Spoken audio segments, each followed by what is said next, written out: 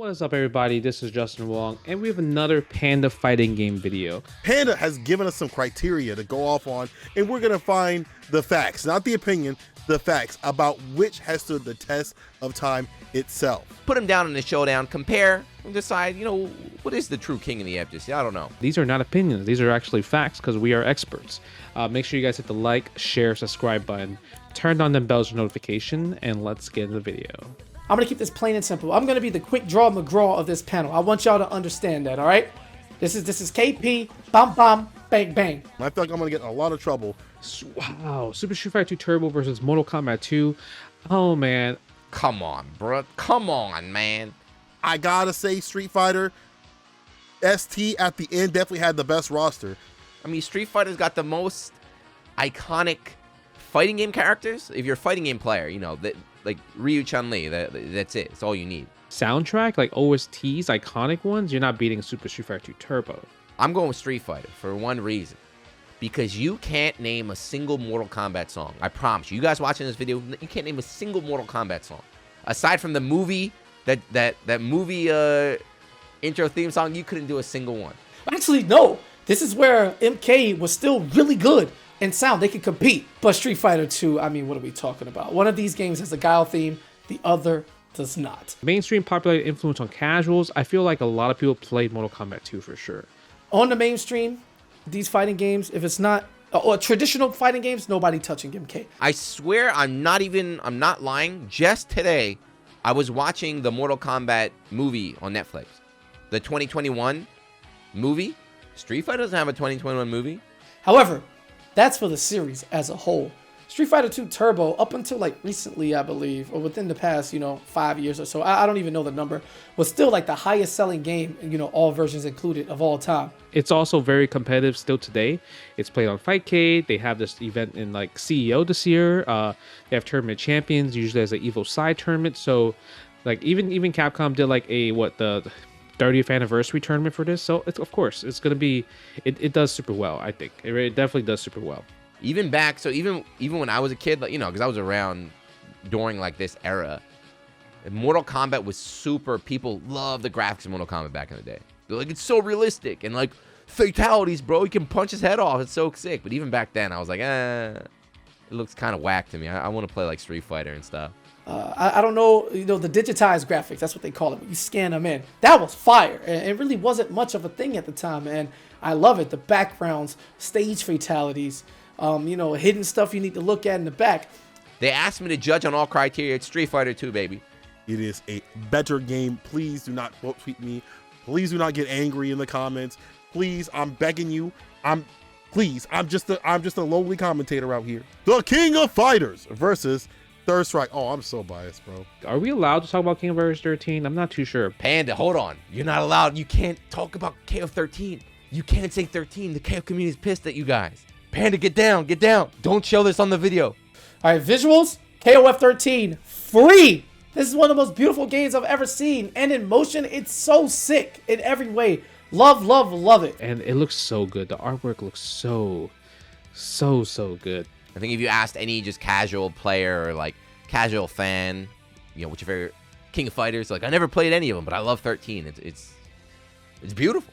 The art is so sick. It's really one of a kind game that still to this day gets talked about. That's one of the big dramas, right? Is like 15's out. Why are you talking about 13? Why are you talking about 13? Both of these games, I think, are legends. So let me tell y'all a story. When it first came out, I did not like Third Strike because the roster was so different. The characters were not the characters I grew up with. I'm like, this is not my Street Fighter. Not my Street Fighter. Years later, like over a decade later, I'm like, dang, I like these characters more than the main cast. I actually like the characters in Third Strike more than the main cast. I'm not going to lie to you. Mainstream influence. Bro, this game almost killed the company, bro. Later on, when people, pretend they like, oh yeah, I've always been a Third Strike fan. I used to play Sim in Third Strike. Yeah. I'm sure, bro. I'm sure. People are currently more, loving the game. But back in the day, it did not have good mainstream appeal. Like did not sell that many copies of the game. That game was either you loved it or hated. I was definitely in the hated group. So something about King of Fighters that the community really likes is that all the games are kind of similar. Obviously they're different. They have different system engines and stuff, but they're a bit similar.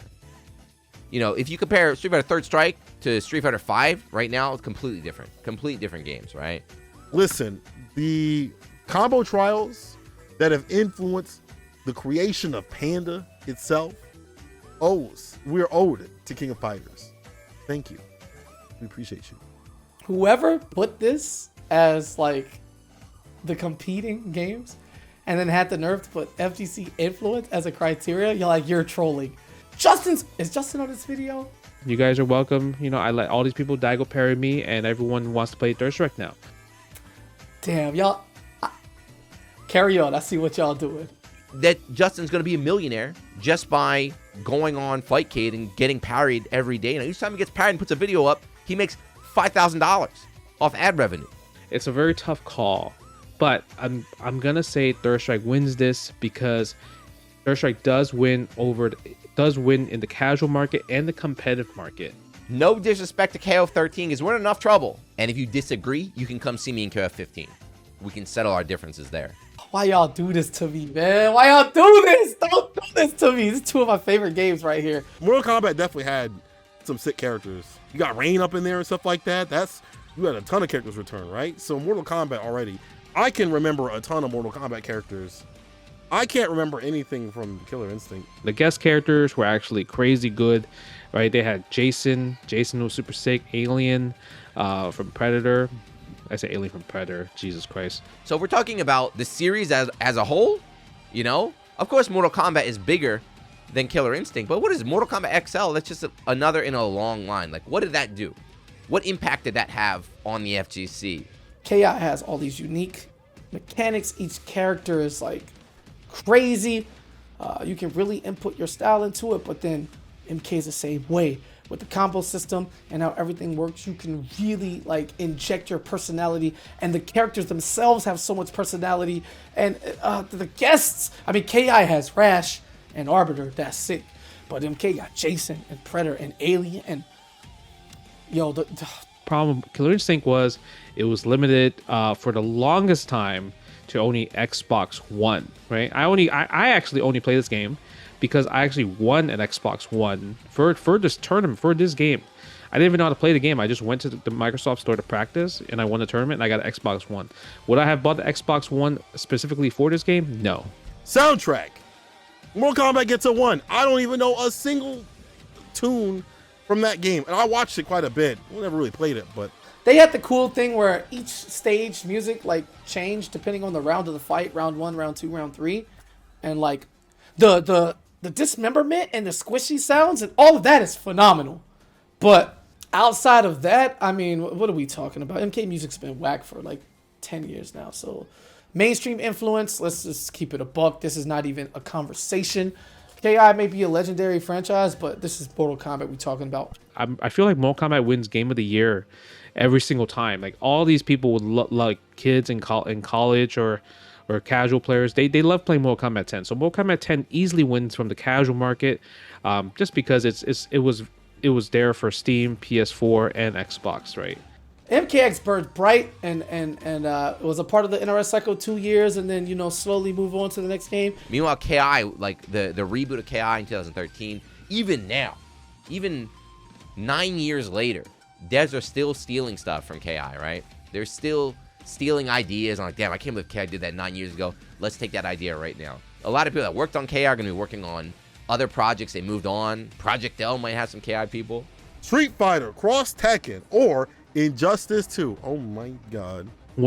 These are bad choices. You know what? I'm quick draw McGraw right now. Roster, Injustice 2, this is free. This game has Batman in it. I don't care. There's nothing. You can have 80 Ryus, and they can have like all forms of societal like wealth, right? He could just be a bum in his G or his gi, I'm not sure how that word's pronounced, with no shoes, or he could be corporate Ryu in a Geese Howard suit, with the Balenciagas on. I don't really care, It ain't Bruce Wayne.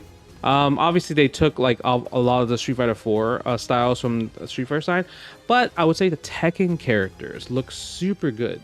Though from the Capcom's version of a Tekken character, I thought it was, in terms of visuals and graphics, it was really good. But the fact that they put Street Fighter and Tekken together, you put Tekken in 2D, that's so sick. Mainstream popular influence on casuals, I feel like this one failed, especially when you try to get casuals to pay for DLC gems. You know, this game in the beginning was terrible. Like, it was broken.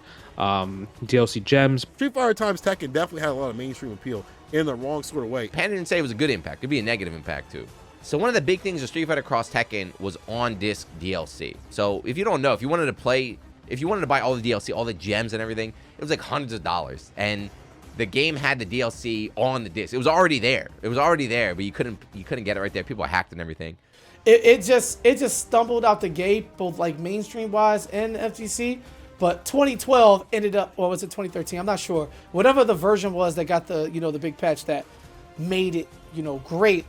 I think it was too late for a lot of people, but those who played it loved it. But I think Street Fighter Cross Tekken was the first fighting game that everybody hated when it was out. Then it became popular to say you love that game. So recently we've seen that trend with everything, you know. Street Fighter 3, Blaze Blue. We got it with Street Fighter 4 now. Soon to be Street Fighter 5. I think Street Fighter Cross Tekken was the first game out. Everybody hated it. This game got memed super hard by everybody. Nobody liked it. And then it was like, once it faded in obscurity, suddenly everybody loves it. But yeah, with this one, I'm going with Street Fighter Cross Tekken was more impactful, but in a negative way. Dragon Ball FighterZ or Skullgirls? Come on. oh man, this was unfair. This is a very lopsided contest. I do think Dragon Ball FighterZ wins easily. That roster's tight. You got most characters that I've ever wanted. You got Cell looking super sick. They did such a good job with the cast. Skullgirls though has a very cool cast. Like their cast, like Beowulf and stuff like that, he's super tight. You know, the Skullgirls themselves are cool as hell. They're very identifiable. Sound, this is not as free as it should be because SG's soundtrack is really good. Really good. It's doing so much more with less. And then Dragon Ball's character themes, like they don't all hit. Hits does, so don't do that to the editor. Now, Skullgirls has hung on quite a bit, but I don't think in the same sort of strength that Dragon Ball has. You know what I'm saying? It's out here, right? It gets a lot of viewers, a lot of entrants, but maybe not as strong as some of the other games. I'm gonna get crucified. Sharpie coming for me. I can hear her in the distance. She about to make a TikTok of me. I love you, Sharpie. Outside of Bardock level 3, I've never truly got tired of seeing any individual animation in the game, so this was hailed to be the game to bring all the communities together. Like, whether it succeeded or not, you can argue, but that also gave us Sonic versus Goichi. Dragon Ball FighterZ, look, I stand by this statement. I've said this statement for a long time. Dragon Ball FighterZ would never have gotten as big as it was without SonicFox. I'm not joking. I 100% think the SonicFox Go 1 rivalry in Season 1, Season 2 got so many eyes on Dragon Ball, and it carried the game so hard early on when it was still like kind of wild. Even people that didn't own the game, they were hooked on watching it because of that. Now, what game did SonicFox come from? Competitive, it's a very small scene, but very dedicated scene. Skullgirls community is super fantastic, keeping the game alive for so many years, and just playing because they really do enjoy the game. So I really do dedicate that. I love the dedication, the passion, the motivation, but just Dragon Ball is just too strong in this field. In this match, it's a bad matchup. So by that criteria, Skullgirls is more impactful. I rest my case. Thank you very much. Underknife Inbirth versus Guilty Gear Rev 2. This one's a joke, right? I'm gonna get in trouble for this. The anime community gonna come after me for this.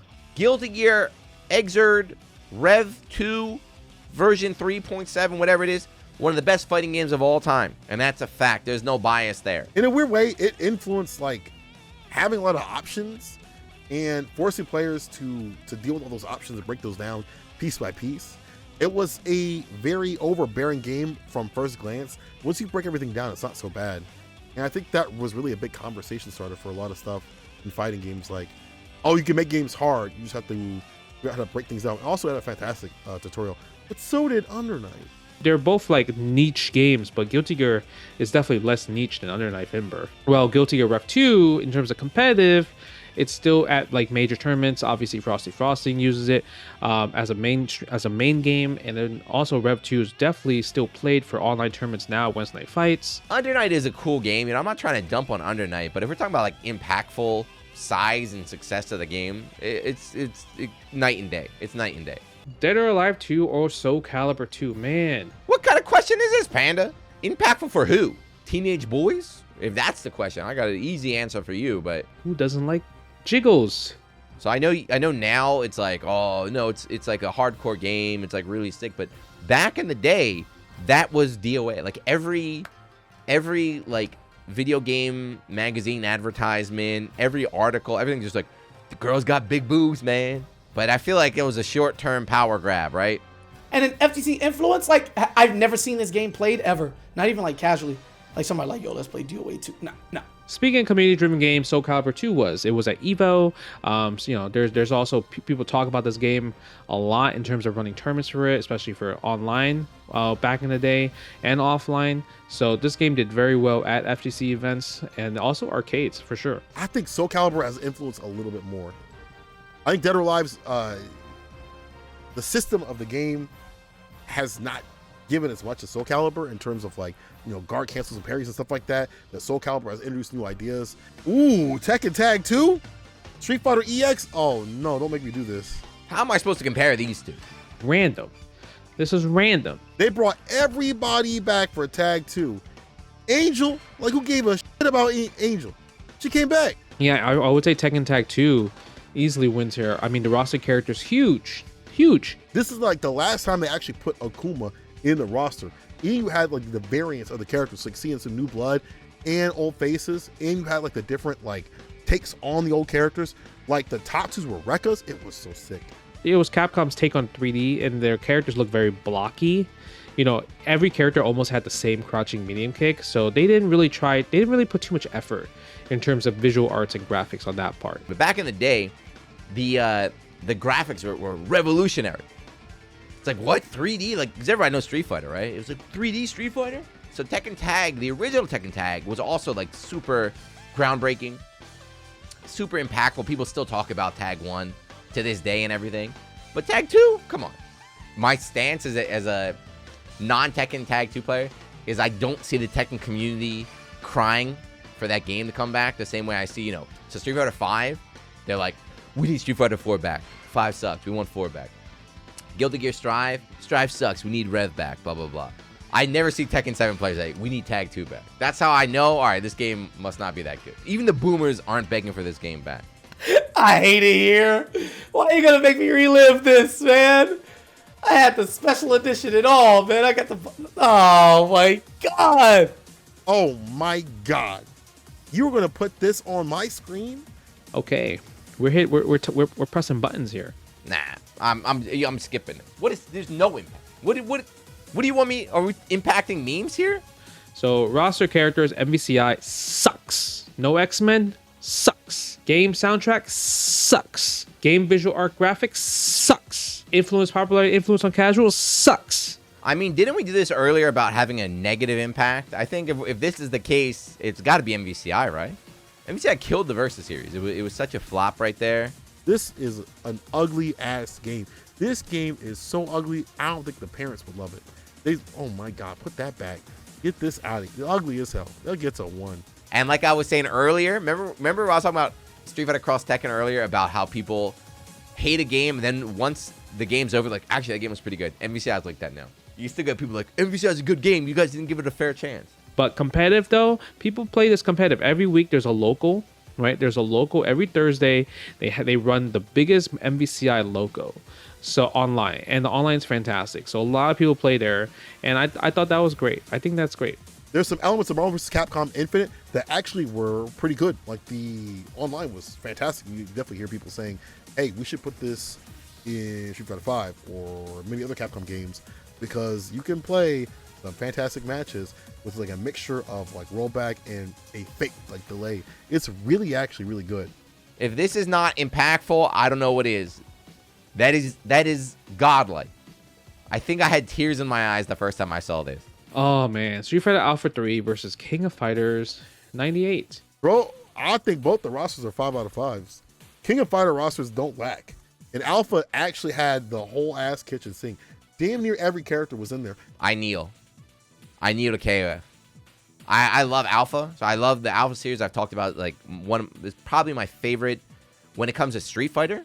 So the Versus was my favorite, like, Capcom stuff. But out of the Street Fighter arc, the Alpha series was my favorite. It was the most impactful for me. Influence and competitive. I mean, there's still competitive tournaments for it now. Wednesday Night Fights added Alpha 3 to the scene. Riz 1 really pushed hard on the Alpha 3 like Fightcade scene, and they run a lot of tournaments for it. So I think Alpha 3 in terms of competitive, it's still being played now.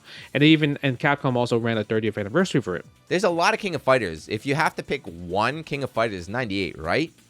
If we're talking about like impact and popularity. Rival schools, United by Fate versus Bushido Blade. Deadass.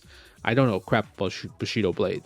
I'm gonna just pick Bushido Blade and give it a 4 for everything because it sounds gangster, and I hope I like that. Bushido Blade, because it's Bushido Blade, get a 5. Do I remember what the soundtrack was for Bushido Blade? No. Do I care? No. It gets a 5. It's Bushido Blade. Bushido Blade, it's a 5. But Bushido Blade is Bushido Blade, and even if people didn't know, it definitely deserved the mainstream appeal, even if it didn't get a lot of mainstream appeal. And I feel like it did, at least in my own history of my mind. So it gets a 5. This game sucks. This game is terrible. And then we played it for like 10 hours, right? We're like, this game is ass. All right, I got next. So let me get the control. Wow. CVS2 versus MVC2. Oh, no, this one is dangerous. Oh, now I was waiting for this one. Easily, MVC2 wins here because I say so. For me, this was the golden, everyone has their own like period of when they consider like the golden era of fighting games. For me, it was this. This is where it gets, y'all gonna be upset to hear this.